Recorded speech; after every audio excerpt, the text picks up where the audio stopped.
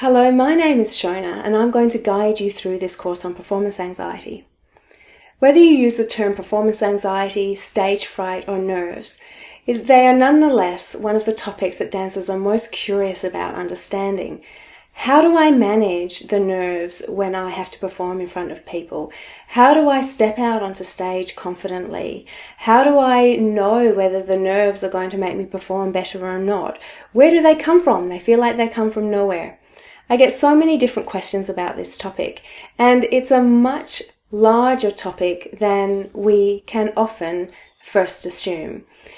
Confidence, performance anxiety, and being confident are not just a switch that you flick, where suddenly you don't have performance anxiety anymore, or the switch is flicked and suddenly you do. It's much more complex than that. And in order to explore this complexity, we're going to move through a number of different ways of noticing and observing ourselves. We're going to be observing the anatomy of what happens and our responses in our body, also our belief systems and what we feel, and then how we behave.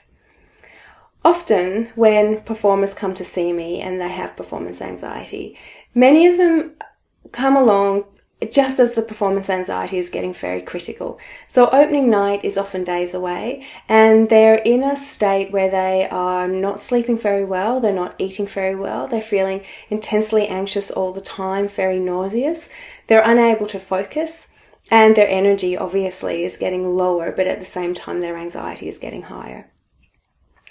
It is much easier to have an impact on performance anxiety when the process has started long way before production week.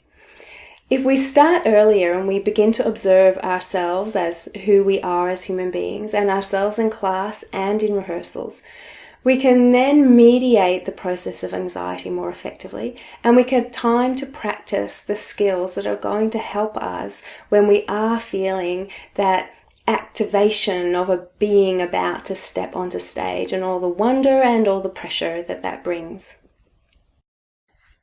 In the next section, you'll find a document titled Companion Document.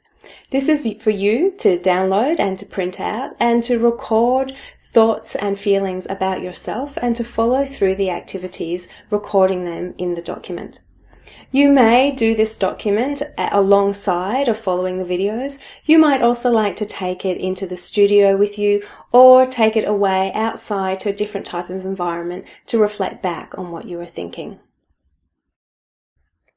At any point when you see the words your own practice in the course, you will find in the companion document a chance for you to consider the information in relation to yourself.